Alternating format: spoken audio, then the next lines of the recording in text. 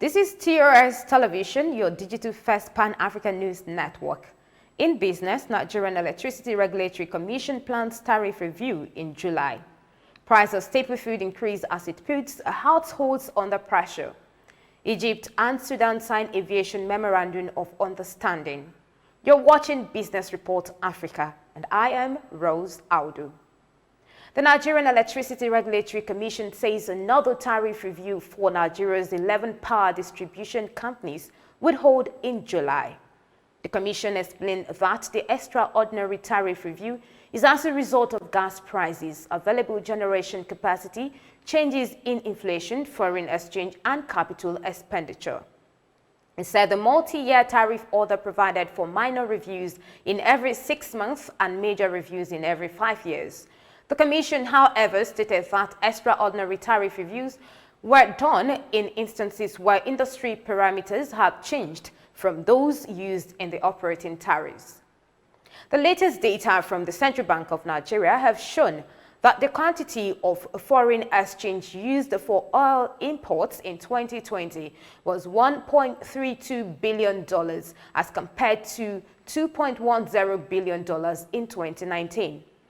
The CBN's data on sectoral utilization for transactions valid for forex reviewed that $148.32 million was utilized in January for oil imports and $145.23 million in February and $139.55 million in March.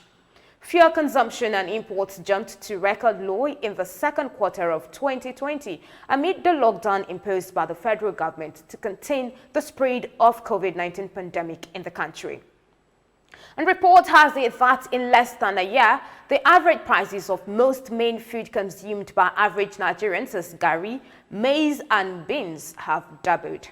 This showed that the ordinary Nigerian is getting poorer in the face of decreasing income and high unemployment rate as they can no longer afford these commodities.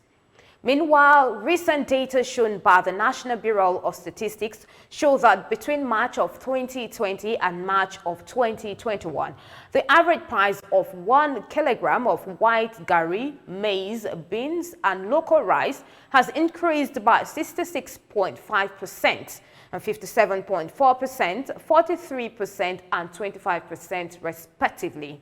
Omotola Abimbola, a macro and fixed income analyst, has opined that as the average Nigerian spends more than 50% of their income on food items, the price of these major staples is like a tax on the poor who spend a higher proportion of their income on food.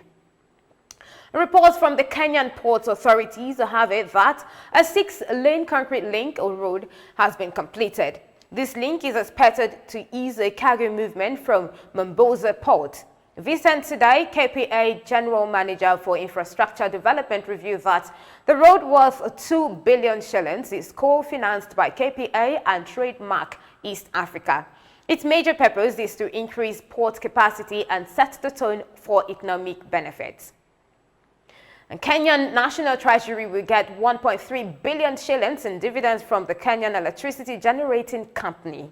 The economic downturn has led to a struggle for tax. Net profits from the company rose to 18.3 billion shillings regardless of COVID-19 disruptions, and the Kenyan Revenue Authority will need to stretch thin to meet with the target of nearly 1.57 trillion shillings. It is the dividends from the companies such as KenGen and Safaricom that will help supplement the economy. This is your digital-first Pan-African News Network, TOS Television. You're watching Business Report Africa.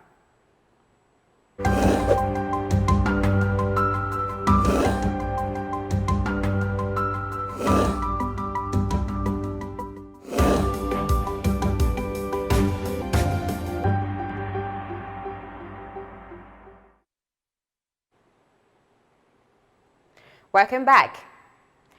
On the 16th of April, Egypt Air and Sudan Airways signed a memorandum of understanding to give the Sudanese airline personnel aviation and hospitality training in exchange for expertise from both countries to boost opportunities for trade exchange.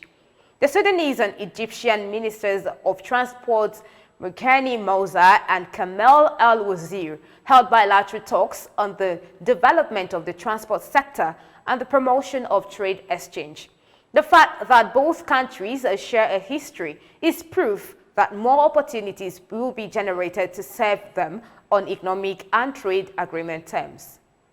The South African Transport Minister, Fikal Bulala, has revealed that the 4 toll route projects would contribute to South Africa's economic recovery. The toll route serves as a boost for investment and trade in the heart of South Africa. According to the minister, the project has created employment opportunities for indigents, having nearly 300 workers on site. About 58 SMEs are benefiting from the project, including subcontractors. In April, Zimbabwe's annual inflation shed 45.85 percentage points to close the month at 194.70%. Reports from the Zimbabwe National Statistics Agency have is that the month-on-month inflation rate in April 2021 was 1.58%, and the year-on-year inflation rate for the month of April 2021 stood at 194.07%. To encourage youth participation in the country, the Lands, Agriculture, Fisheries and Rural Resettlement Ministry established a youth desk, while young farmers struggle to secure land and financial assistance to further their dreams. The ministry's youth desk chief coordinator, Nikros Kajengo, has said the purpose of the youth desk is to integrate youth in agriculture with intentions to empower everyone involved. And in CBN exchange rate, dollars to naira has a buying rate of 379 and a selling price of 380 naira. Pounds to naira has a buying rate of 526 and a selling price of 527 naira. Euro to naira has a buying rate of 457, selling price of 458 naira. And South African rand has a buying rate of 26 and a selling price of 26 naira. And that's all we have on Business Report Africa. Remember to follow us on all our social media handles at TRS TV Network on Facebook, Instagram, and Twitter. Like and subscribe to our YouTube channel at TRS TV Network. I am Rose Audu, and thank you for watching.